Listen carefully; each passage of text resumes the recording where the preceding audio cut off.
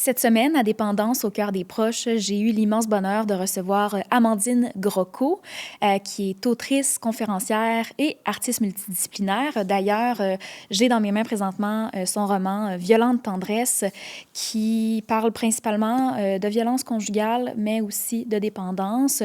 D'ailleurs, j'aimerais seulement rappeler que dans l'épisode, nous allons traiter de violence conjugale, donc soyez avisés.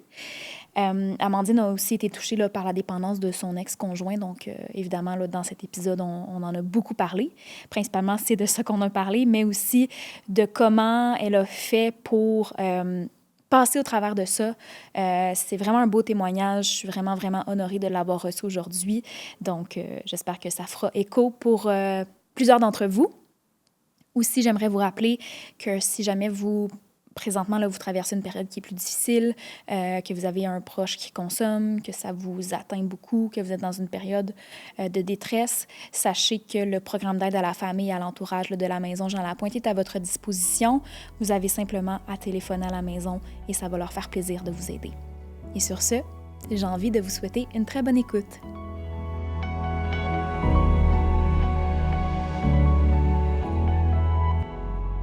Amandine, bonjour. Bonjour Camille. Bienvenue à Dépendance au cœur des proches. Je suis très contente que tu sois là aujourd'hui. Merci d'avoir accepté l'invitation. Merci beaucoup. Je pose toujours une première question quand je commence mes entrevues. Je demande toujours pourquoi c'est important pour toi probablement de parler de ça, de comment tu as été affectée par la dépendance. Puis c'est ça, pourquoi tu as accepté de venir parler de ça en fait? C'est une belle mise en matière, je trouve. Moi, j'ai été touchée personnellement, c'était mon conjoint qui était dépendant à l'époque. Ce qui m'a permis de me rendre compte que j'étais dépendante moi-même. Avant, j'en avais pas conscience, ou j'étais dans le déni. Ouais. Fait que je me dis, participer à un balado, comme on est en train de faire, puis verbaliser tout ce qui s'est passé en moi pendant, puis depuis cette relation. Moi, ça me permet de faire le tri d'un point de vue personnel. Ça me permet d'avancer, de devenir quelqu'un que j'apprécie plus, parce qu'à l'époque, je ne m'aimais pas. Puis c'est aussi peut-être pour venir chercher le monde qui nous écoute ou qui nous regarde. Déjà, pour dire au monde qu'on n'est pas tout seul quand on vit ça. Puis qu'il y a toujours façon de s'en sortir, puis d'avoir de l'aide quand on en a besoin. De sortir de l'isolement. Ah oui, ouais. L'isolement, je pense que c'est un poison, là. Oui, vraiment. Parfait. Ben, merci en tout cas d'être là aujourd'hui. Comment ça s'est installé? Parce que je me souviens on avait discuté au préalable et tout ça. Tu m'avais partagé le fait qu'avant ton conjoint de l'époque, tu n'avais jamais vraiment côtoyé la dépendance dans ta vie. Non. Donc, c'était comme nouveau pour toi. Comment ça s'est installé? Comment tu t'es rendu compte que c'est un enjeu, en fait? Ça a été tout un processus. Ce que j'ai trouvé anormal quand j'ai commencé à être en couple avec monsieur, c'est que le bac de recyclage, il se remplissait très, très vite. Des bouteilles de vin, des cannes de bière. J'étais comme, mon Dieu, il boit donc beaucoup, cet homme-là. Puis, j'avais jamais vu ça. Donc, pour moi, ça a été une surprise, mais je me suis... Tu sais, moi, j'accepte le monde comme ils sont, là. Ouais. Fait que je suis comme, OK, ça fait partie de lui, puis il vit comme ça, puis soit. Après, quand j'ai vu que c'était un comportement qu'il avait pas seulement avec l'alcool, mais qu'il avait avec le jeu, qu'il avait avec la porno, qu'il avait avec les drogues, qu'il avait avec whatever. Tu sais, genre, puis... Quand il n'y en a aucun qui était disponible, c'était sur la bouffe qui retombait. Là. Enfin, y avait un pattern qui s'installait. Voilà. Puis, il me parlait souvent des cures de désintox qu'il avait faites dans le passé avant de me connaître, ou des problèmes de consommation qu'il avait eus auparavant. Donc là, en fait, je pense que j'ai commencé à prendre conscience de la dépendance en tant que sujet, en tant que tel, là, quand j'ai fait des recherches pour l'aider. Parce que pour moi, il avait un problème. Mm. Puis j'étais là pour l'aider. Moi, j'étais une super-héros à l'époque. Ouais, une sauveuse, le fameux syndrome du sauveur. Ah mon Dieu, tellement. Ça faisait beaucoup de bien à mon ego, ça me flattait. Là. C'était comme, ben regarde, lui qui n'a pas eu d'amour depuis qu'il est petit, ben, tu sais, je vais sauver la game, puis c'est moi qui vais lui donner tout l'amour dont il a besoin, tu vois. Ouais, grosse job. Je vois le genre. Voilà, non, je pense qu'il y a plusieurs gens qui sont dans cette situation. Je pense qu'il y en a quelques-uns et quelques-unes qui vont se reconnaître peut-être. Donc c'est ça, j'ai fait tellement de démarches. Là. Pour moi, en fait, c'était se sortir de sa dépendance, c'était aussi simple qu'un programme de développement personnel. Puis je n'avais pas conscience que c'était pas avec la volonté que ça marchait, cette affaire-là. Donc, je vais trouver plein de programmes différents, des programmes qui avaient fonctionné pour moi, pour me structurer dans ma business, dans tout ça. Des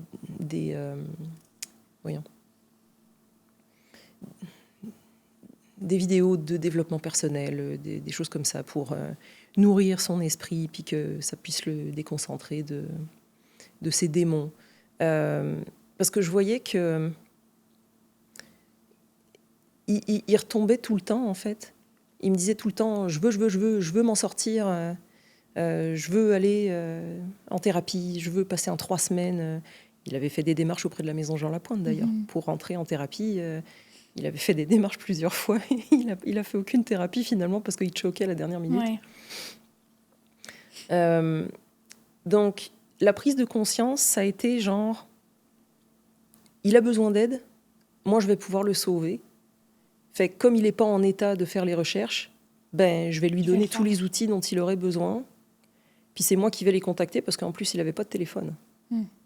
Donc, c'était tout le temps avec mon téléphone qu'on fonctionnait. Donc, quand les organismes appelaient pour lui parler, bah, c'était sur moi qui tombait. J'ai fini par être sa mère, en fait. Oui, c'est ça que j'allais dire. C'était comme une relation. T'étais responsable de tout, finalement. Et oui. Et d'ailleurs, petite anecdote, parce qu'on a été ensemble de décembre 2021 à janvier 2023. OK. Donc, c'est quand même court. Oui. Court, mais intense. Court, mais ouais. Ah, mon Dieu. J'imagine que ça a dû être quand même assez intense. En émotion. Oh, tu dis, toi. J'ai vécu 20 ans en 13 mois, là. Oui, c'est ça. C'était fou. Et 1 an après qu'on s'est rencontrés, donc c'est là où il avait fait les démarches pour rentrer en cure de désintox à la Maison Jean Lapointe. On s'est présenté là-bas, début décembre 2022, là. Il pensait que j'étais sa mère. Ça, c'était très drôle. J'étais comme... OK, il a l'air très jeune, là, c'est sûr, tu sais, comme... C'est quelqu'un qui présente bien. Les intervenants, à l'interne, ils pensaient que tu étais sa mère. Ouais. Quand ils nous ont vus arriver, c'était comme madame qui vient mener son fils, tu vois. Parce que moi, j'étais comme habillée, là, un peu madame, tu sais. Mais puis, lui, il était comme il était, donc... Puis comme c'était tout toi, de toute façon, qui avait fait les démarches, peut-être qu'ils ont pris pour acquis que... Il y a peut-être ça aussi. Bon, en tout cas, bref. Mais c'est...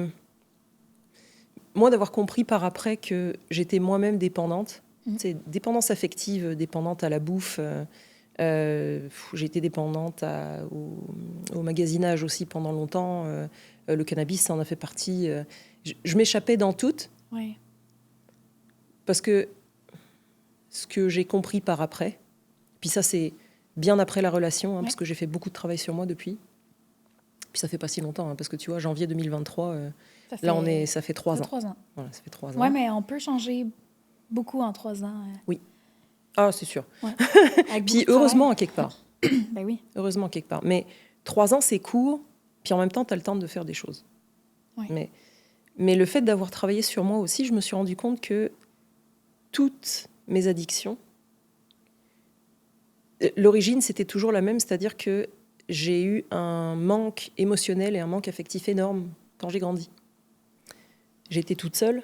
Il n'y avait personne à qui je pouvais raconter mes affaires autour de moi. Quand j'avais des émotions intenses, mes parents ne savaient pas quoi faire avec. Parce que eux autres, ils ne savaient pas comment gérer leurs propres émotions. Donc moi, arrivé là-dedans, puis moi, j'ai toujours eu des émotions très, très intenses, là, tu sais, que ce soit dans le positif ou le négatif, genre la courbe n'est pas plate, là. Tu vas le savoir quand j'ai une émotion. Ouais. Là. Fait que mes parents ne savaient pas quoi faire avec ça. Puis ma mère a toujours très bien cuisiné. Et puis, il y avait, tu sais, à chialer qu'on n'avait pas beaucoup d'argent, là. Mais le frigo était toujours plein. Puis on était toujours super bien nourris, là. Donc moi, qu'est-ce que je faisais? Ben, tu sais, il n'y avait personne à la maison quand je me levais le matin pour aller à l'école. Il n'y avait personne à la maison quand je rentrais le soir.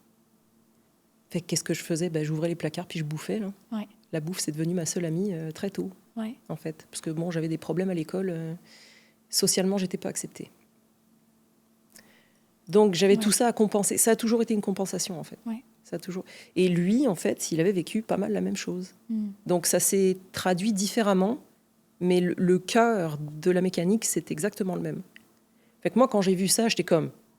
Ben là, on est jumeaux quasiment. Là. On a vécu exactement la même chose. Puis, Chris, ce que je fais pour moi-même, peut-être que ça va pouvoir t'aider aussi. Là. Mais non, ça n'a pas marché. Non. En fait, il embarquait, mais il avait une volonté à tout casser, là, genre je veux. Puis il commençait les affaires, puis il commençait, mais full pin, là. Genre vraiment. Il était aussi obsédé dans un sens que dans l'autre. Il était obsédé à aller consommer, et puis il était obsédé par le fait de vouloir s'en sortir à tout prix. Sauf que c'était tellement dans les extrêmes. Que ça naviguait d'un extrême à l'autre, puis ça avait une amplitude. On était accros à l'adrénaline tous les deux. Fait que, tu sais, lui, son délire, là, il adorait faire de l'escalade, là. Fait que lui, son délire, ça aurait été d'escalader une paroi puis de dormir dessus. De planter sa tente à même la falaise, et puis voilà. Moi, je l'aurais suivi. Hein. Mais ouais. Donc, ça a été des grosses prises de conscience successives. Puis, il travaillait dans la construction quand je l'ai rencontré. Il était en arrêt maladie parce que bon, il avait été blessé. Il y avait des choses, voilà. Mais quand il a repris le travail, il s'est enfoncé un petit peu plus, puis un petit peu plus à chaque jour dans la consommation. Donc ça a été l'alcool au début, beaucoup. Puis il y a la cocaïne qui est revenue après. Puis le cannabis, beaucoup. Le jeu compulsif, ça, je l'ai su après. Je l'ai su bien après. Il avait des problèmes avec la justice aussi. Donc, il est arrivé que en mars 2022, j'ai ma grand-mère qui est décédée, donc j'ai reçu un héritage. Sauf que moi, je te l'ai dit, j'avais une dépendance au magasinage à l'époque. Hein, donc dépenser énormément de l'argent que je n'avais pas. Donc quand j'ai eu cette grosse somme-là, c'est parti comme ça. Puis j'ai voulu l'aider avec ses problèmes judiciaires aussi. Donc il devait payer un avocat, il devait se sortir, tout ça. Je lui ai fait un gros prêt à 5 chiffres. Il a tout passé en quelques semaines. Puis, pas pour payer un avocat, j'imagine. Non. Pour jouer. Voilà. Puis ça, il me l'a avoué un peu tout merdeux, genre il s'en voulait là, tu sais. Il avait honte de ça. Ouais, complet. C'était très difficile de faire la part des choses entre son authenticité de personne sobre que je connaissais quand il se réveillait le matin là. Puis ça durait quelques heures, puis après il retournait chasser, genre. Et puis ses personnalités quand il avait consommé. Dépendamment de comment, de comment il se comportait, je savais qu'est-ce qu'il avait consommé. Si c'était de l'alcool, si c'était de la coke, si c'était n'importe quoi d'autre, parce que il avait fini par supporter tellement mal la coke, il avait tout le temps le nez congestionné, qu'il s'est mis à fumer de la freebase avec une pipe en verre, là, genre. Ouais, ça c'est... On est ailleurs, là. Tu sais, quand tu rentres chez vous, là, puis que ton homme, il est sous la douche, puis c'est comme... Il me semble que ça fait 15 minutes qu'il est sous la douche, là. Genre, tu sais, puis je rentre dans la salle de bain, pris en flagrant délit, de la boucane partout. Ça sent, là, la freebase, là. Il était en train de fumer son truc sous la douche pour pas que ça sente. Ah, ça m'avait coupé les pattes. Ben oui. D'avoir une whiff de ça, là. Je me suis effondrée par terre. Puis quand il sortait, il était blanc, mais comme un cadavre, je te jure. Il suait, là, il avait les yeux mais exorbités.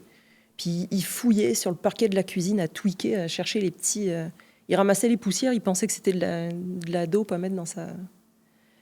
ça, quand t'as ça chez vous, là... Oui, ça. Est-ce que vous habitiez ensemble à ce moment-là? Il est venu habiter chez moi assez rapidement. OK. On s'est rencontrés début décembre 2021, puis il avait des problèmes avec ses propriétaires à l'époque. Donc, la fin de son bail, c'était le 31 décembre. En fait, il est venu habiter chez moi à ce moment-là. Donc, tu vois, on s'est rencontrés début décembre. Ça a été un coup de foudre absolu, tous les deux. Donc, on s'est fiancés en 2 semaines. C'est ça que tu me disais, oui. C'était fou, là. Ce Noël-là, donc 3 semaines après qu'on s'est rencontrés, j'ai rencontré ses parents. Puis à la fin du mois, on habitait ensemble. Puis j'avais failli tomber enceinte le premier soir en plus. Genre, pas que luxe, hein, tu sais, comme all dress, comme on dit, là. Ouais. Ouais. Donc moi, j'étais accro à la vitesse aussi. Hein. Ça, je l'ai compris, mais par après. Ouais. J'étais comme, mon Dieu, que je voulais que les choses aillent vite. J'étais tellement pas bien dans ma vie, à ce moment-là, que j'essayais de m'en échapper. Ouais. Puis lui, c'était le getaway, mais parfait, quoi. Ouais. C'était comme, ça y est. C'était ton nouveau projet. Ah, complet. C'est comme ça, souvent. Oui. Les gens, ça devient une obsession, là, le dépendant. Ben, c'est ça. C'est ça. C'est un projet, en fait. Oui, puis c'est quelqu'un qui avait tellement besoin d'aide. Puis ben, moi qui suis fucking intelligente, puis qui suis ambitieuse, qui vais chercher les réponses, genre, tu sais, je suis tout le temps en mouvement. Ben, c'est sûr que je me suis dit, je vais pouvoir l'aider, là. C'est sûr. Donc oui, c'est devenu mon projet principal. Alors que j'étais en train de monter ma business. Ça a pris le bord, j'imagine? Ben, j'arrivais pas à faire les deux en même temps, en fait. Ben non, parce qu'à chaque fois que je me concentrais sur ma compagnie, ben lui, il arrivait complètement dans un autre monde, puis à me ramener des urgences comme ça se pouvait pas. Genre, là, il faut aller au guichet pour sortir de l'argent parce que je dois payer mes dealers. Et puis, toi, t'es la façon la plus honnête que j'ai d'obtenir de l'argent, parce que sinon, je vais braquer le dépanneur et puis ça se finira pas bien pour moi. Il y avait beaucoup de manipulation aussi, là. Il y avait du chantage, beaucoup. Ouais. Je me souviens une fois, d'ailleurs, ça, c'est lui qui me l'avait dit parce qu'il s'en voulait de l'avoir fait. Il avait fouillé dans mes affaires, puis j'avais récupéré les bijoux de feu ma grand-mère, après son décès. Il avait volé une chevalière en or massif dans mes affaires. Il était allé la porter à un pawn shop. Il s'est fait de l'argent avec ça. Il s'est fait de l'argent avec ça, ouais. Et puis après, il m'avait fait une procuration pour que ce soit moi qui aille la rechercher. My God. OK, mais comment j'en ai plein des histoires. Hein. Puis elles sont pas toutes dans le livre. Hein. Mais comment... Mais toi, comment tu naviguais là-dedans? Comment tu te sentais dans toute cette situation-là? Ah, moi, j'étais misérable. Puis j'avais personne à qui parler. Parce que c'était comme... Bon, ben, OK, il m'en a encore pondu une belle, mais OK, ça fait des belles histoires, me semble. À raconter, mais... Ben, en fait, c'est que... Moi, j'étais tellement persuadée à en crever que c'était l'homme de ma vie, puis qu'on allait se marier, puis avoir des enfants. Ah, Chris, on voulait 6 enfants, tu sais. Tu parles de compulsif, toi. En tout cas. 6 enfants, oui. C'est de la job, là. Oui. De les porter, puis de les élever après. À ce jour? Non. C'est ça, je me disais. Non, c'est ça. Mon amoureux, actuellement, là, on s'est mis d'accord, puis c'est comme, non, on va rester juste tous les deux, là. C'est parfait comme ça, tu vois. Ouais. Mais c'est ça, ça s'en allait nulle part, mais j'étais tellement proche de l'arbre que je voyais pas la forêt. Puis, je voyais pas comment je pouvais aborder le sujet avec mes amis. Parce que c'était tellement énorme, ce qui se passait dans ma vie. J'étais comme, putain, mais personne va me croire, là. C'est pas possible. Ça. Les préjugés, peut-être, des fois, que les gens peuvent avoir. Tu penses-tu qu'il y aurait eu ça aussi? Il y avait peut-être cette crainte de ce que les gens vont penser.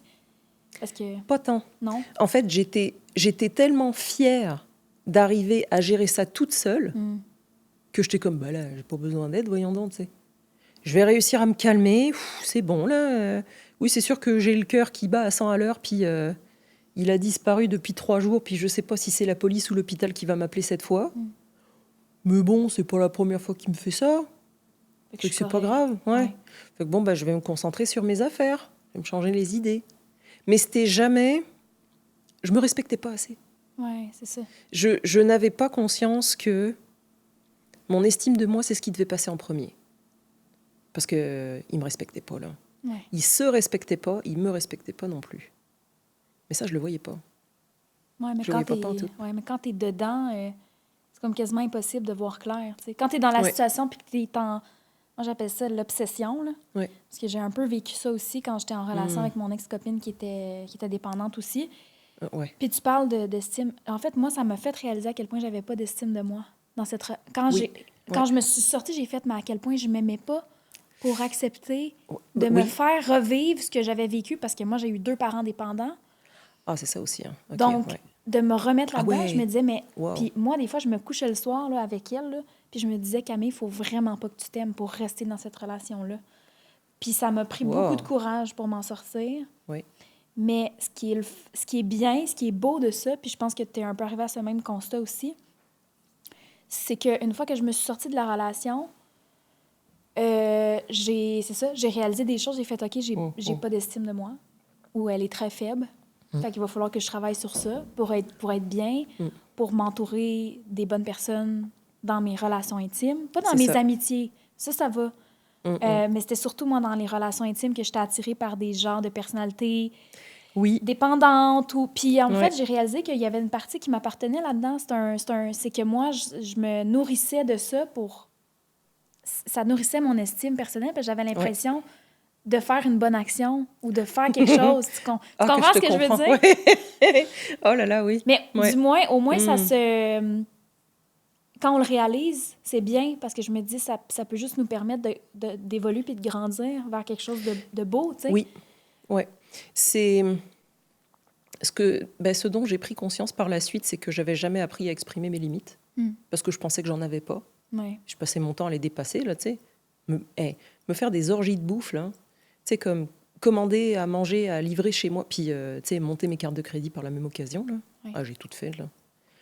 Puis ressortir après dans les dépanneurs, parce que, c'est facile. T'es à Montréal, dépanneur, c'est ouvert toute la nuit. Tu peux acheter ce que tu veux, il y a personne qui va te demander, t'es sûr que ça va? Non. Tu sais, ils vont penser que t'es dans ta semaine, hein. Ils s'en foutent, hein. Tu sais. Mais c'est comme... Moi, ça me prenait quelque chose pour m'apaiser, mais je savais pas que j'avais les ressources pour faire ça en moi. Pour moi, ça devait absolument venir d'une source extérieure. Ouais. Puis ma dépendance principale, c'était lui. Ouais. Je me garrochais là-dedans. Et c'était fou parce que quand il disparaissait pendant quelques jours, là, j'étais comme, mon Dieu, mais ça n'a pas de sens. Qu'est-ce que je fais avec lui, franchement? Ouais. Oui, c'est dans ces moments-là qu'on a comme un... J'étais comme, attends, si, tu sais, la fameuse loi de Pareto, là, tu sais, le 20% qui fait 80% de la job, là, écoute, j'enlève une personne dans ma vie, c'est 80% de mes problèmes qui disparaissent. Ben oui. Mais m'en apercevoir et prendre action là-dessus, c'était 2 mondes complètement différents. Puis j'ai jamais osé prendre l'action. Parce que... C'est difficile. Je voulais pas me retrouver toute seule. Oui, c'est la peur d'être... Ah ouais. Parce que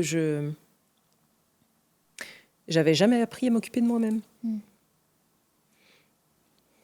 Donc c'était toujours la même dynamique, en fait. Ouais. J'avais besoin d'une source extérieure pour me donner l'estime de moi dont je manquais. Donc c'est sûr que, tu sais, j'avais pas compris à l'époque. Est-ce que tu considères que tu as compris? Honnêtement, certaines choses, j'imagine? Vu l'homme que j'ai attiré depuis, et avec qui je suis en couple en ce moment-là, cet homme est un miroir. C'est hallucinant. Là, je me rends compte à quel point je m'aime. Là. Ouais. Ça fait du bien. Ouais. Mais c'est pareil, ça, c'est tout un chemin vers l'acceptation. Parce que quand tu as passé ta vie à te détester, d'un coup que tu switches, puis tu es comme, mais en fait, je suis une personne super cool. Ouais. Mais ça, ton cerveau, il n'imprime pas au début. Hein. Non. Il prend ça comme une menace. C'est comme, là, j'ai jamais connu ça. Un paradis inconnu, voyons donc. Non, moi, je veux un enfer familier. Ouais. Ça, tu dis, non, mais je tu dis avec beaucoup. Ouais, non, je relate vraiment beaucoup à toi parce que... Mais ça prend, Des fois, ça prend des expériences comme ça qui nous font réaliser. Moi, je le vois comme un ultimatum un peu. Je pense que cette relation-là que tu as vécue, ça ressemble un peu à un genre d'ultimatum de... Toi, c'était ça ton bas fond par rapport à ton estime, par rapport à...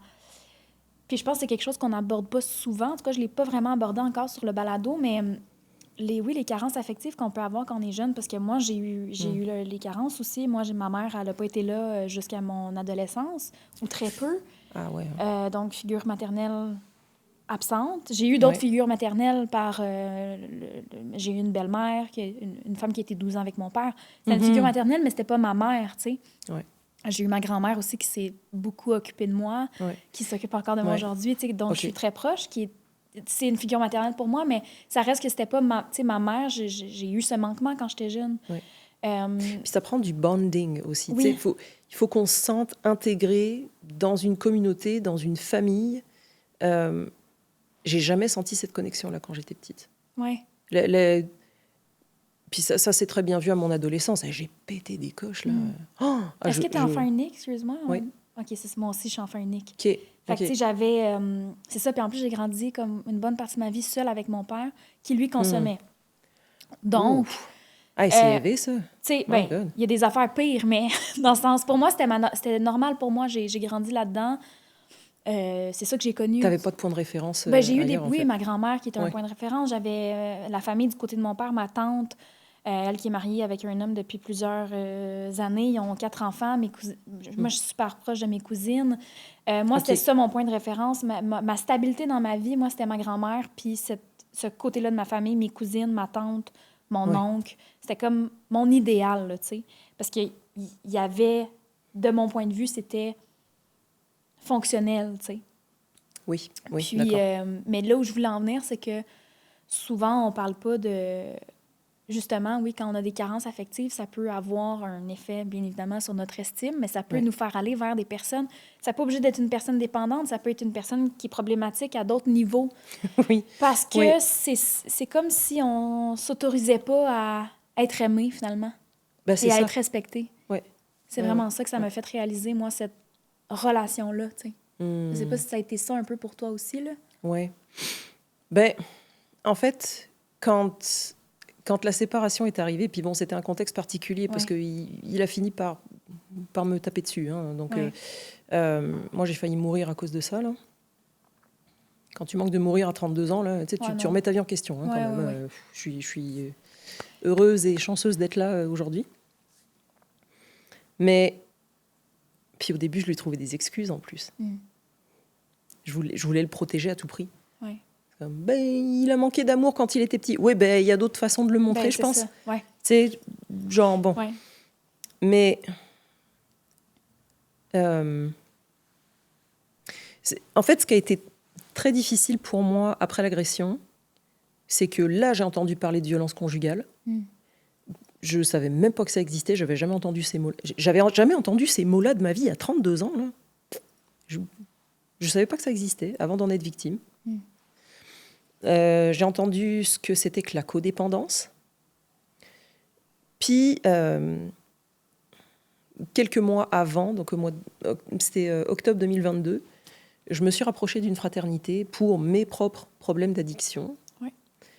Donc, j'avais déjà 3 mois de programme en 12 étapes, là, qui me faisait beaucoup de bien, mais j'étais encore dans le contrôle, au bout. J'étais comme, non, je vais y arriver, c'est comme mindé de fou, là.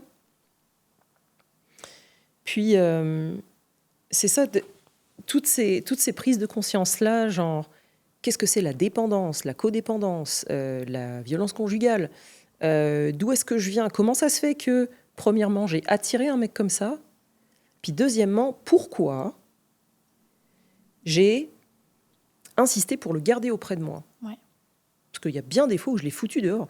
Ma meilleure amie en ce temps-là, elle avait compté le nombre de fois où on s'était séparés et remis ensemble, 7 fois. Je tombais en plein dans les statistiques, parce que mon intervenante au CAVAC après m'avait dit c'est de 7 à 8 fois qu'on se sépare avant qu'il se passe de quoi de terrible, voilà, qui passe en justice, là.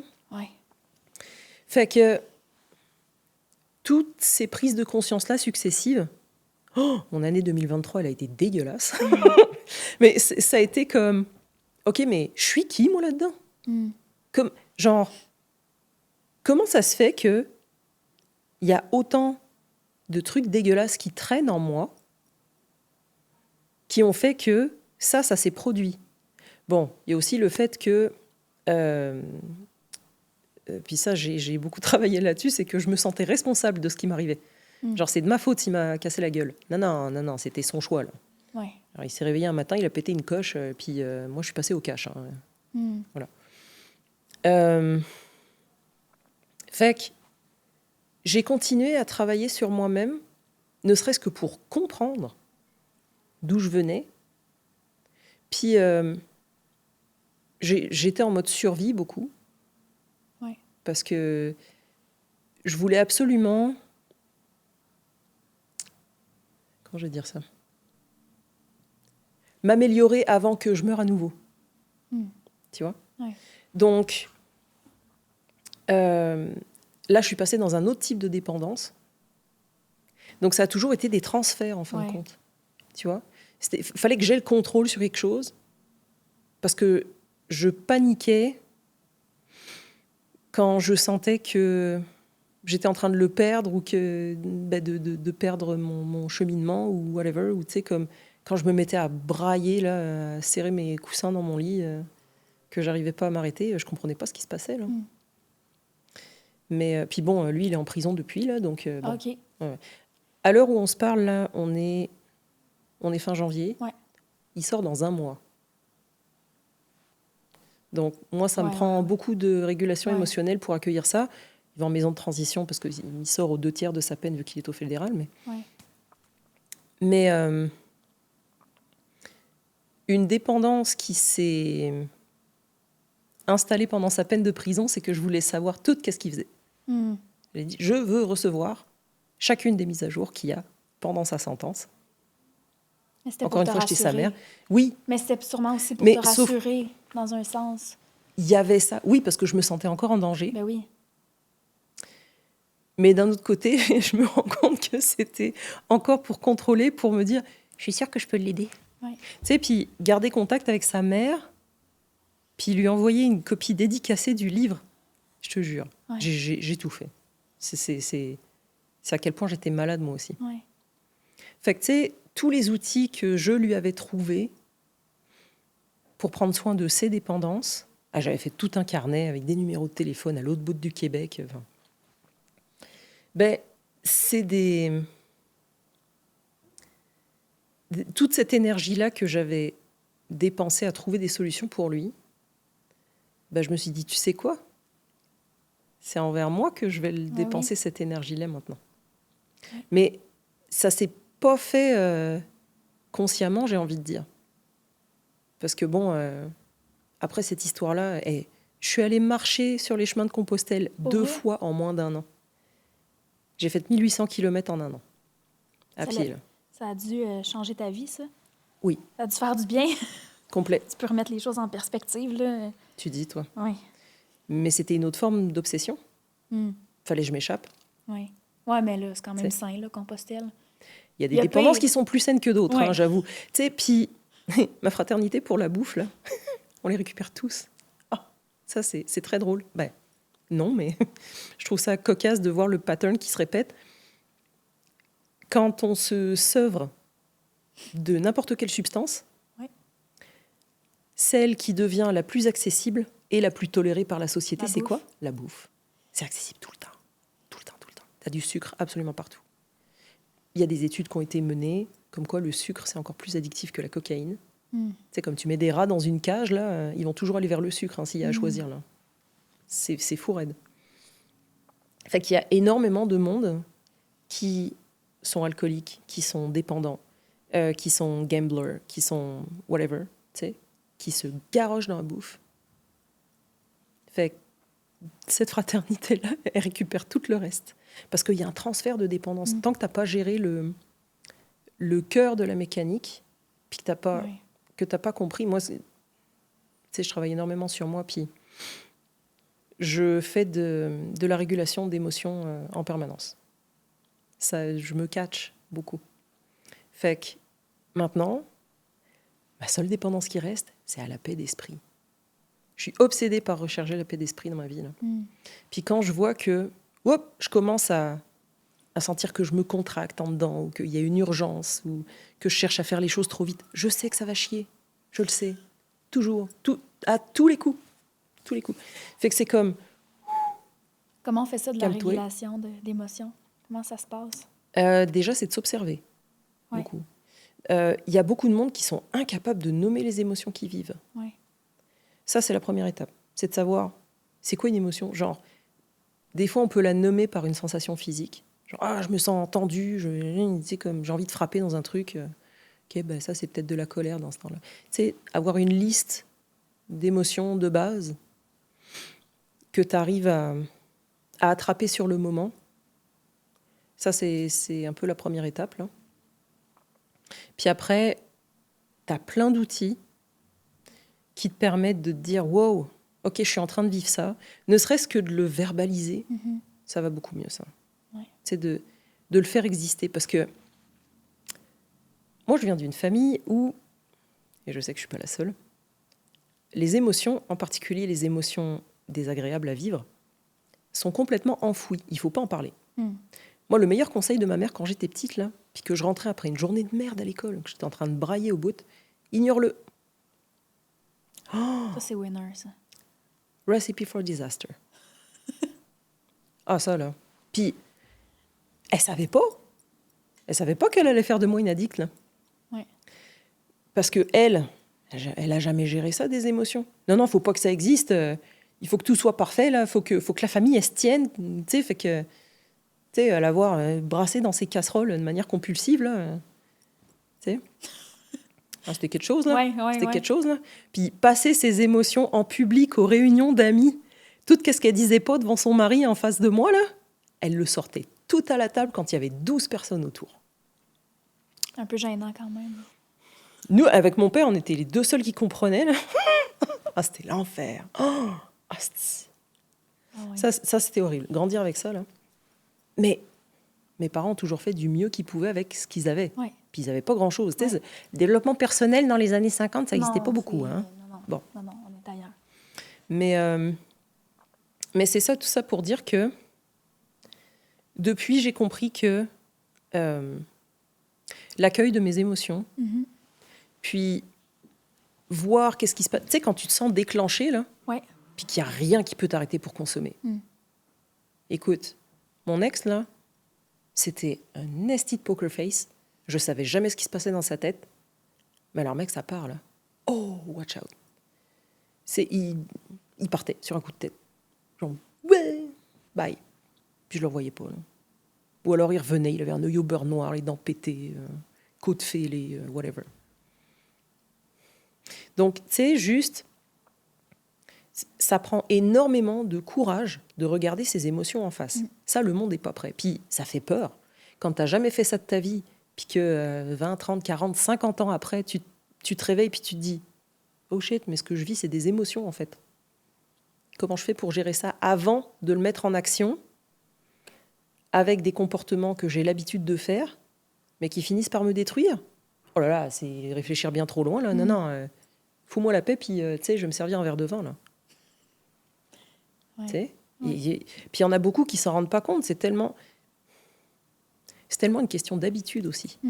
Quand tu as l'habitude de outsource ton réconfort plutôt que de te le procurer, tu sais, puis ça peut être aussi simple que te mettre la main sur le cœur puis te bercer. C'est niaiseux as fuck, mais tu as besoin de rien d'autre que de toi-même, là. Tu sais, juste te dire ok, ben là je ressens énormément de tristesse. Mais arriver à se détacher de l'émotion, c'est pas je suis triste. C'est je ressens de la tristesse. La nuance, elle est importante. C'est de l'autocompassion, non? Oui, beaucoup. Ça aide à se dire, mais c'est pas grave, c'est pas de ma faute si je vis des émotions, là. C'est la vie. C'est correct. Voilà. Une réaction, c'est une émotion, c'est une réaction à quelque chose qu'on vit. On peut pas savoir qu'est-ce qu'on va vivre à l'avance. On peut pas savoir ce que ça va générer chez nous. On ne peut pas savoir sur quel bouton ça va pousser de notre passé, quel souvenir ça va déclencher, Et puis, quelle partie de notre enfant intérieur pas soignée, ça va faire ressortir. Mais alors ça, quand ça ressort, là, c'est pareil, c'est une belle ride. Hein. Ouais, c'est une belle ride. Ouais, c'est ça. Puis on parlait d'autocompassion. Justement, ça, est-ce que c'est quelque chose que par hasard tu aurais appris au programme d'aide à la famille, à l'entourage, ou tu l'avais déjà côtoyé auparavant? Parce que, je tiens à le mentionner, tu as fait aussi le PAF. Oui. Ouais. Donc, ça m'a donné beaucoup d'outils. Oui. Et je me souviens, j'ai toujours été très curieuse, donc aller chercher du savoir par-ci, par-là, faire mon éducation et tout. Au PAF, je pense que c'était genre la première séance. Ils nous ont montré un petit court-métrage.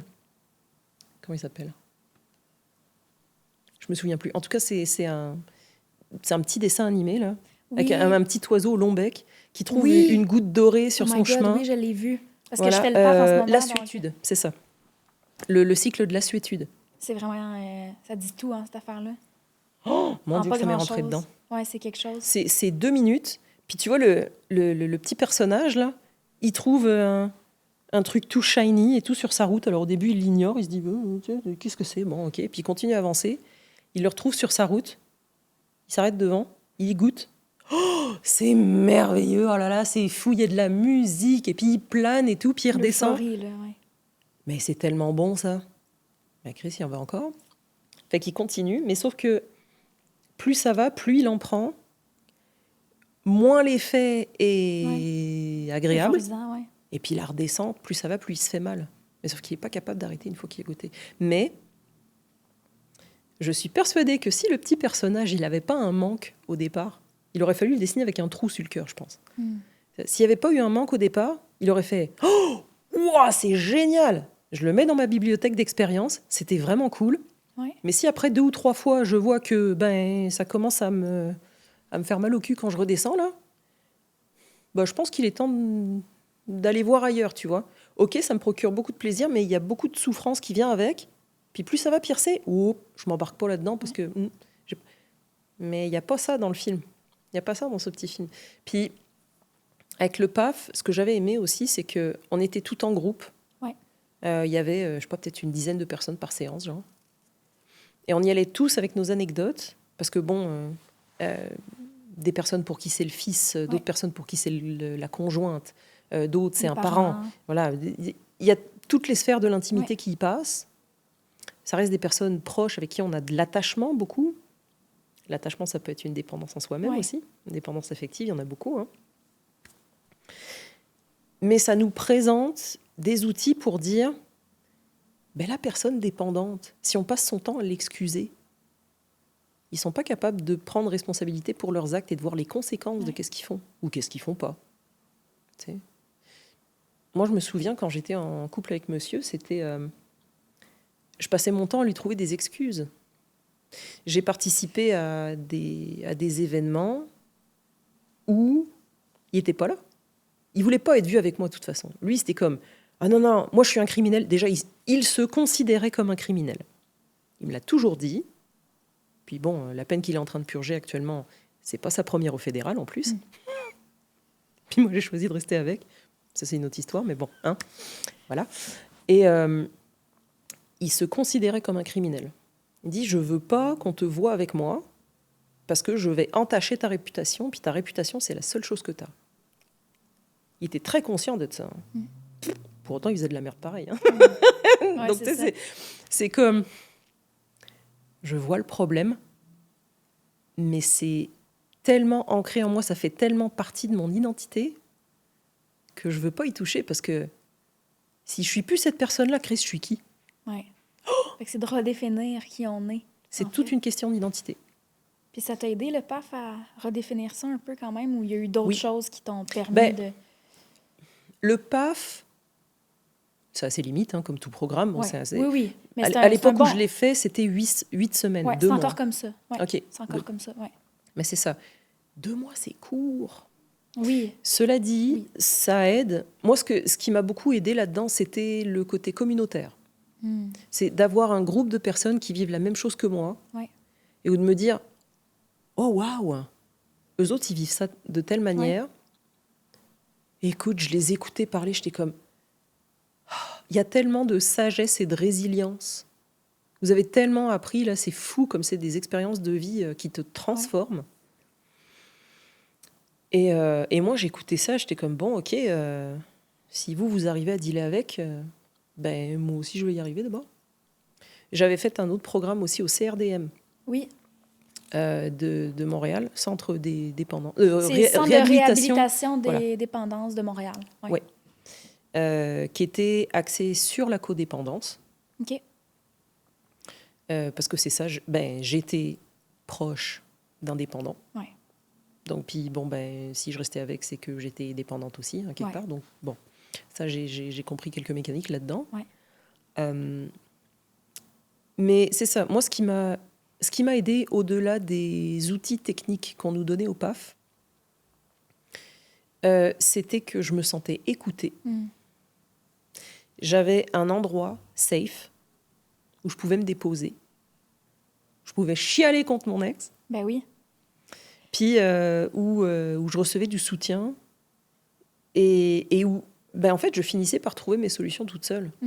C'est juste ça. Tu sais, quand on se sent... Quand on a besoin de parler, genre, je vis une émotion, ça va pas, les lignes d'écoute. Thank God pour les lignes d'écoute. Ça, je l'ai beaucoup utilisé après l'agression, en fait. Ouais. Quand on a besoin de parler, on n'a pas envie d'entendre des solutions. On a juste besoin de parler. Ouais. C'est tout. Ça, puis, le monde ne sait pas écouter. Parce qu'ils sont comme... Oh, ben, t'as un problème, ok, ben, je vais te trouver la solution, go! Ouais. Ça a l'air simple, mais moi aussi, j'étais comme ça avant. Ouais. Pour ça, je voulais trouver des solutions à tout prix à monsieur. Non. Il y a juste besoin de se sentir écouté, accueilli dans ce que je vis, peu importe ce que c'est, mais qu'on écoute mon histoire. Ça change tout. Ça change tout. Ouais. Le pouvoir de la communauté qu'on retrouve dans le PAF, mais il y a aussi Al-Anon.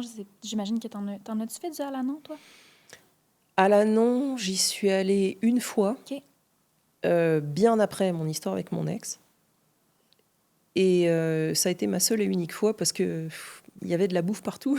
Ah, OK, ouais. Donc... Oui, il y a de la bouffe, il y a du café, il y a tout le temps... Voilà, puis ça me rendait dingue. Le monde qui est en train de parler puis qui sont en train de manger en même temps, j'étais comme...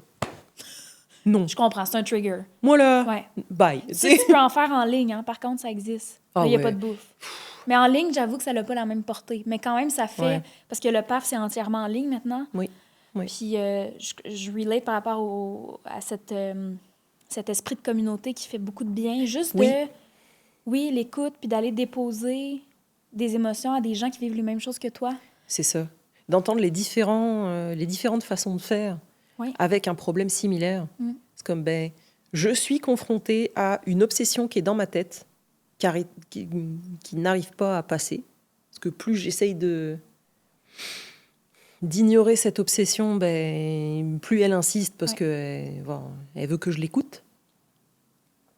Mais de voir des perspectives différentes, en fait. Je pense que ça, c'est intéressant aussi. Ouais. Puis, que ce soit en ligne ou en personne, hein, d'ailleurs.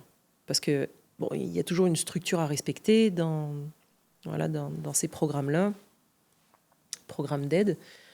Même quand tu appelles des lignes d'écoute, hein, bien souvent, c'est comme, OK, on a 15 minutes, go. OK. T'sais. Mais juste le fait de se décharger de son fardeau, en fait. Ça, là, quand j'étais en maison d'hébergement après l'agression, j'y suis restée 2 semaines, j'allais tout le temps voir les intervenantes. J'étais comme, là, ça va pas. Puis, c'était open bar dans la cuisine, là. Mais ça sert à ça. Hey, j'ai tellement repris de poids, c'était n'importe quoi. Mais bon, c'est ça. Puis, je leur disais à un moment donné, j'étais comme, tu sais, là, aller me prendre une bartende, puis un bol de céréales, et puis vider le frigo, là, c'est pas de l'amour, là. Mais je sais pas comment faire d'autre. J'avais juste besoin d'en parler. Puis en fait, je me suis rendu compte que c'est le fait d'en parler en lui-même qui me procurait l'amour dont j'avais besoin. C'est ça qui te faisait du bien, ouais. Puis bon, ben, moi j'ai toujours été une bibite à câlin, là, tu sais, genre, ça me prend de toucher le monde, tu sais, d'avoir du contact physique. Fait que ouais, juste le fait d'être écouté ou d'avoir quelqu'un qui te pose la main sur le bras, et ça me faisait brailler, mais instantanément. Hein. C'était fou. Tu sais, quand c'est... On est tellement des bibites émotionnelles, nous autres les humains, là, c'est fou. C'est comme... On a besoin de laisser l'énergie circuler. Tu sais, les émotions, c'est ça. C'est comme, ça nous arrive. Oh, il y a une réaction à l'intérieur de nous. Faut la laisser sortir pour qu'on puisse se concentrer sur ce qu'on était en train de faire. Tu sais. Si l'émotion sort pas, ça finit par faire un moton. Puis le moton, c'est comme il veut s'échapper, là, c'est comme... comment je fais ? Il y a bien des fois où la seule façon de le sortir, c'est de l'étouffer encore plus avec notre dépendance. Mais on en vient à un point où notre addiction, qui était à la base un moyen de protection, à la base, c'était pour se défendre des agressions extérieures. Hein. C'était adaptatif. Quand, à chaque fois, tu sais, comme on dit chez les alcooliques, là, on est tous des concombres, puis quand on devient un cornichon, there is no turning back. Tu redeviens jamais un concombre. Là. Fait que, tu sais, notre cerveau, comme il a l'habitude d'aller vers une substance extérieure ou un comportement extérieur pour combler le vide qu'on ressent à l'intérieur, c'est comme, comment on fait pour le combler, ce vide-là, là, quand on le ressent ? Oh, c'est vraiment épeurant. Ouais. Fait que de constater, genre, quand on a une obsession, qu'est-ce qu'on fait avec ? Qu'est-ce qu'on fait avec ? Mais c'est pas tant qu'est-ce qu'on fait avec, c'est plutôt qu'est-ce que ça veut dire de... Comment je vais formuler ça ? De quoi on cherche à s'échapper, en fait ? Qu'est-ce qui est tellement inconfortable qu'on ne veut pas le vivre et qu'on préfère se procurer du plaisir immédiat à la place ? Oui. Tu sais ? Mais alors, avoir la présence d'esprit de se dire ça dans le moment, ça se travaille. Hein. Ouais. Puis, je ne suis pas encore sortie d'affaire parce que, tu sais, c'est... Tu sais, comme je dis, mais une fois que ton cerveau il est en mode addict, tu resteras une addict toute ta vie. Non ? Puis ça, j'en parle avec mon chéri aujourd'hui. Il est très au courant de tout ce qui m'est arrivé, là. Fait qu'il m'écoute beaucoup, puis il me connaît. Tu sais, de temps en temps, là, quand je suis en train de tourner en rond, de dire « Ah, ça va pas, je pleure pour un rien », va courir. Ah, c'est vrai, hein. Niaiseux de même. C'est comme, j'ai besoin de faire quelque chose, bouger, besoin de prendre l'air, de respirer. Et je reviens, j'ai un grand smile. Mais ça prend d'extérioriser les choses. Tu peux pas les contenir en dedans. Fait que c'est l'habitude de contenir des trucs douloureux où tu as l'impression que personne va t'accepter si jamais tu sors. Et puis, mettre du crémage par-dessus pour faire genre, non, ça va bien, là. Mais tu peux pas aller bien si t'as pas sorti la marde en premier. Ça prend beaucoup de travail, puis beaucoup de... comment je dirais? Je sais pas si le bon mot est de l'humilité un peu, d'être... ou de reconnaître que... que c'est là, que ça existe. Ouais. Puis ça prend beaucoup de courage pour l'affronter aussi. C'est ça. Mais reconnaître qu'on est vulnérable, ça, c'est dur au début. Hein.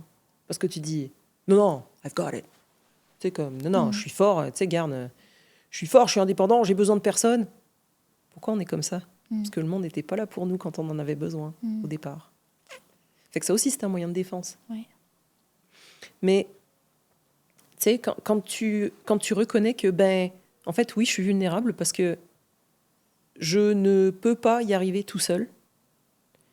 Puis, sais-tu quoi, j'ai même plus envie d'essayer d'y arriver tout seul. Parce que j'ai fait ça toute ma vie, ça fonctionne pas, c'est l'enfer. Non, j'ai besoin d'une communauté. Ouais. On est une espèce sociale. On a besoin de tisser des liens avec les autres humains autour de nous.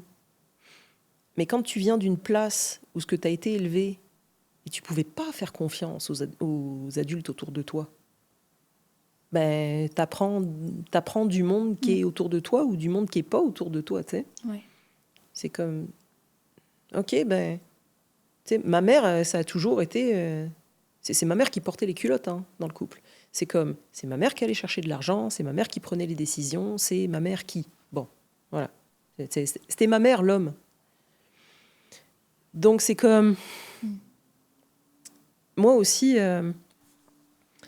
avoir vu ça, j'étais comme, ben ok, d'abord, c'est comme ça que ça fonctionne, la vie, fine. Ben j'ai des émotions qui sont dégueulasses, ben je sais pas quoi faire avec, fait que je les ignore. Puis ben quand j'en ai trop, ben je me cache pour brailler ma vie au fond de mon lit, et puis j'ai l'impression que personne va venir pour m'aider parce que je ne demande jamais d'aide. Ouais. Vu que faut être tout seul dans la vie et puis il faut avancer malgré toutes les saloperies. Attends là. Oh. Quand tu as réalisé que tu pouvais aller chercher de l'aide, ça a dû être assez libérateur. Hein, quand même. Ah bah j'ai pu arrêter hein. C'est ta nouvelle obsession, Oui. aller chercher de l'aide, ce qui est très sain. Là. Oui. C'est ça que j'allais dire, justement, Ouais. j'allais rebondir sur ça, ça revient dans quasiment tous les épisodes, mais souvent les gens vont... Tu sais, je demande toujours, c'est quoi un conseil que tu donnerais aux personnes qui traversent une situation qui est vulnérabilisante ou de détresse, c'est d'aller, parlez-en, aller chercher de l'aide. C'est exactement... C'est les solutions les plus concrètes, à mon avis. Et c'est exactement pour ça que quand j'ai écrit mon livre pour raconter mon expérience d'être survivante de violence conjugale, le sous-titre du livre, c'est « Plus jamais nous ne fermerons nos gueules ». Il faut parler dans la vie. Il faut parler dans la vie. C'est pour ça qu'on fait un balado, c'est pour ça que... Tu sais, il faut que le monde le sache. Si on n'en parle pas, le monde ne va pas le savoir. Mais, tu sais, il y a toujours le côté... quand tu es addict, tu te sens coupable, tu as honte, tu veux pas que ça se sache, tu as peur. C'est tout le temps avec la peur. Tout le temps. Tout le temps. Fait que là, quand tu transformes cette peur-là en amour, de te dire, tu sais, peu importe, tu es au fond du trou, ben, tu es aimé pareil. Ça, je m'en suis beaucoup rendu compte dans les fraternités. Parce que, j'avais beau arriver avec les pires histoires. Hein. Puis bon, moi, je suis revenue dans les fraternités après l'agression. J'avais la gueule encore, toute décollissée, là. Et que j'arrêtais pas de brailler parce que le monde venait me donner des câlins, genre, ben, t'as besoin d'amour, me semble, fait que moi, j'en ai plein à donner, viens là. D'être submergé par l'amour quand t'en as pas reçu assez, ça te twiste la tête. C'est overwhelming, hein? Oui, complet. Tu fais comme, mon Dieu, comment je fais pour c'est overwhelming. recevoir ça? Oui. Apprendre à recevoir. Ouais, aussi. Ça, c'est, tu sais, ça, c'est dur. Ça, c'est dur. Apprendre à recevoir, mais aussi apprendre à se donner de l'amour. C'est ça. Ah, Moi, dans le PAF, c'est beaucoup ça que j'en ai retenu à venir jusqu'à maintenant. C'est l'importance de savoir tourner le miroir vers ça, de tourner la caméra vers soi pour... parce que oui, la personne qui est dépendante, elle file pas, puis on veut l'aider, puis... mais nous aussi. Puis nous aussi, on a le droit de prendre soin de nous. Puis donc, d'accepter de se donner ce pouvoir d'exister là, je trouve que c'est vraiment important aussi. Puis c'est ça, c'est se donner la permission de recevoir l'amour, d'en avoir besoin.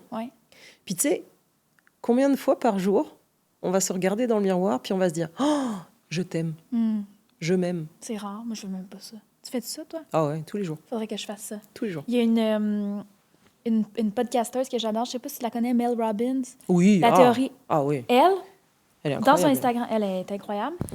Le Let Them Theory, puis en tout cas, elle est géniale. Mais je voyais que sur son Instagram, elle a fait un genre de slide, puis dans un des slides, elle, le matin, quand elle se lève, la première chose qu'elle fait son lit, elle se lève, elle snooze pas, elle fait son lit, elle boit un verre d'eau, elle va dans la salle de bain, puis elle se donne un high five dans le miroir. Yeah! C'est bon, ça! Mais tu sais, je me dis, c'est des petites affaires moi, je le fais pas parce que j'adore la routine, mais j'ai pas vraiment de routine. Puis dans des personnalités comme toi et moi qui avons vécu, je pense, des trucs à l'enfance, des carences et tout, je pense que la routine, c'est genre la bonne chose. Oui, ça sécurise beaucoup. C'est très sécurisant. Tu sais, j'ai comme besoin d'un cadre, mais des fois, j'ai de la misère parce que, bon, je suis quand même une aventurière, puis je suis scorpion, fait que je vais pas tout remettre sur mon signe, mais quand même, oui. J'aime l'aventure, fait que oui, un cadre, mais pas trop, puis il faut que j'aille quand même de la liberté là-dedans, fait qu'en tout cas, mais tout ça pour dire que Mel Robbins est vraiment incroyable, puis oui, le fameux high five dans le miroir en se levant le matin, Je pense juste de se donner cette petite tape dans le dos de « Hey, Voilà. bravo d'exister, Ouais. you're nice. Ouais. Juste ça, je pense, ça peut faire une énorme différence. Ah oui, absolument. Mais ça nous prend des exemples, des modèles, des mentors de gens qui le font pour eux. Exact. Tu sais, encore une fois, il faut en parler pour le savoir, là. Ouais. Mais des gens qui sont déjà dans cette dynamique de prendre soin d'eux-mêmes. Tu sais, puis se donner de l'amour à soi, là, se faire passer en premier, c'est exactement ça qui nous aide à prendre soin des autres après. Exactement. Il y a un truc que je dis souvent, c'est que quand tu passes ta vie avec ta coupe pleine, puis que tu passes ta vie à la verser dans celle des autres autour de toi, tu te retrouves avec une coupe vide. Sauf que quand tu as ta coupe, puis que tu continues à verser de l'eau dedans, ça finit par déborder autour de toi. Mais ta coupe, elle est toujours pleine. Hein. Ça, c'est un truc que j'ai compris aussi. Puis, concernant les routines, quelque chose que je comprends de plus en plus maintenant, c'est que ce sont nos habitudes qui font nos vies. Si tu n'as pas d'habitude, t'as pas de vie. T'es dans la marde. Non, c'est ça. Mais puis, le cerveau, c'est son langage d'amour, d'avoir des habitudes sur lesquelles il peut se reposer, en fait. Parce qu'une habitude, par définition, c'est quand quelque chose est tellement ancré que ça demande plus aucun effort. Puis, pour survivre, là, il faut l'économiser, l'énergie, là, tu sais. Fait que, quand tu te crées des petites habitudes, puis ça n'a pas besoin d'être un truc de fou à chaque jour, là, tu n'as pas besoin de courir 2 heures par jour, non. Moi, tu sais, comme tu dis, là, moi, je me lève, je bois un verre d'eau, je m'entraîne le matin. Pour vrai? J'ai besoin... Ce matin, je suis allée courir. À cette température? Ben oui. Mon Dieu, t'es courageuse. Non, j'en ai besoin. T'en as besoin. J'en ai besoin. Si je fais pas ça, je vire sur le top, là. Mais ça, c'est un truc que j'ai compris en le pratiquant. Puis, ta routine, elle a beau ressembler à n'importe quoi, il faut que tu en aies une et qui aille dans le sens de qui tu veux devenir dans la vie. Tu sais? Puis ça, une fois que tu as des habitudes sur lesquelles tu peux compter, je te garantis sur facture, ça bypasse tes dépendances. Ah, c'est clair.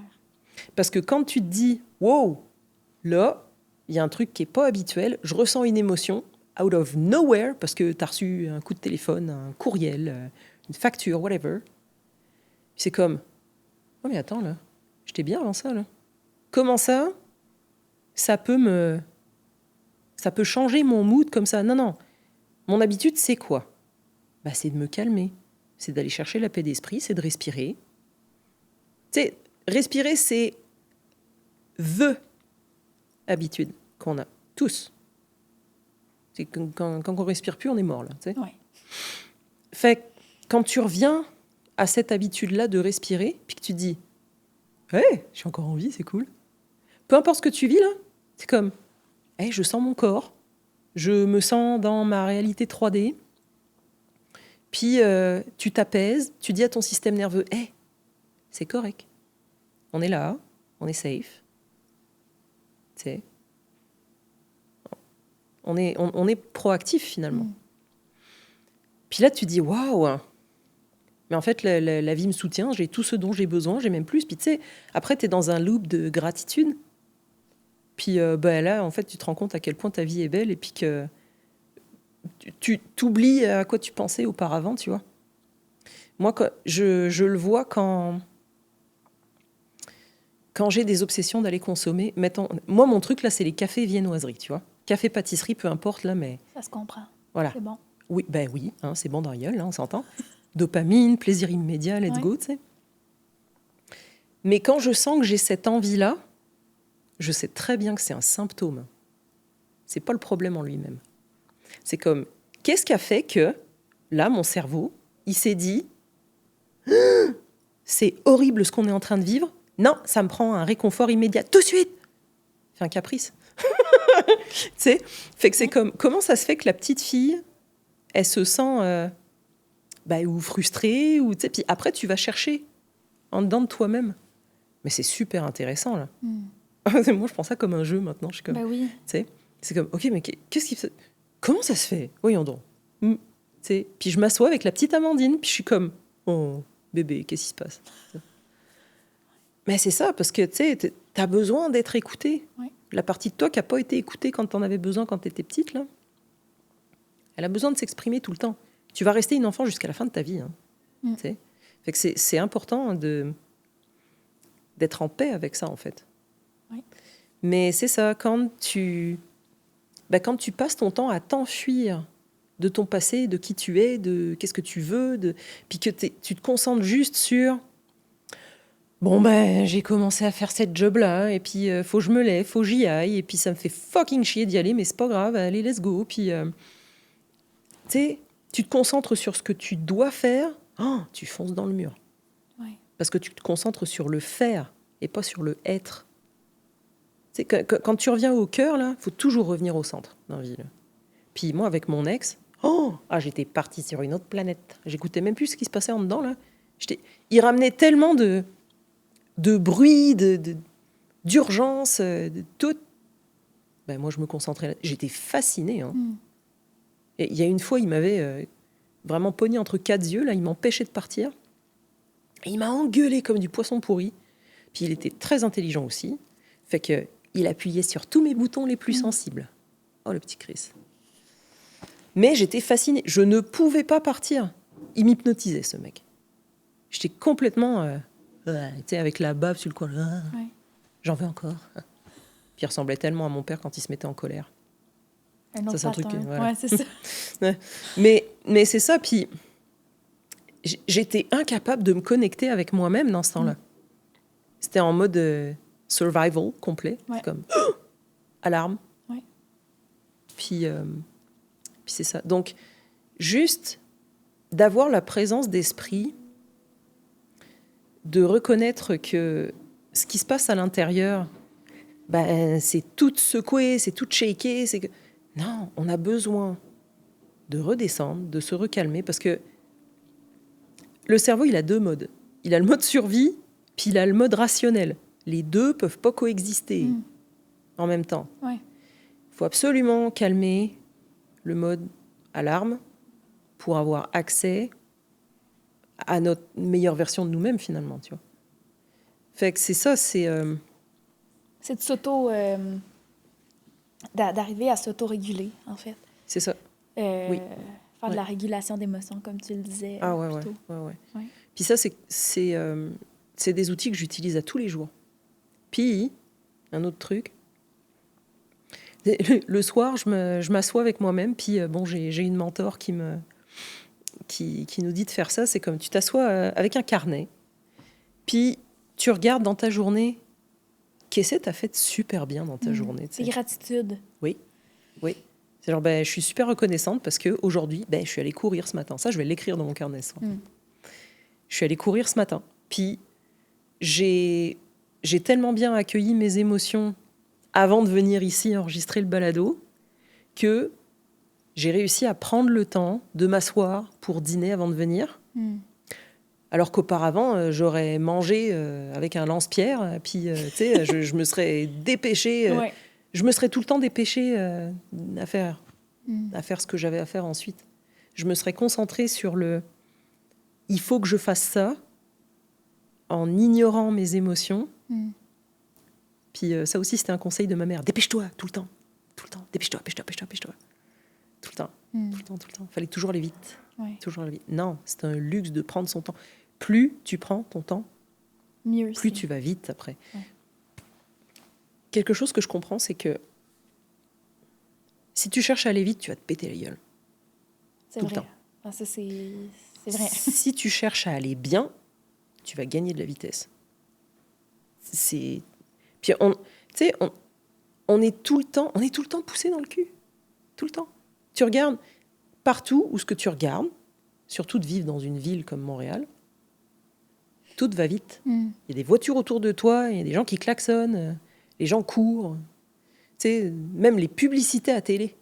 C'est comme vite. Dépêche-toi d'acheter ça avant que ce soit plus disponible. Il y a toujours un sentiment d'urgence.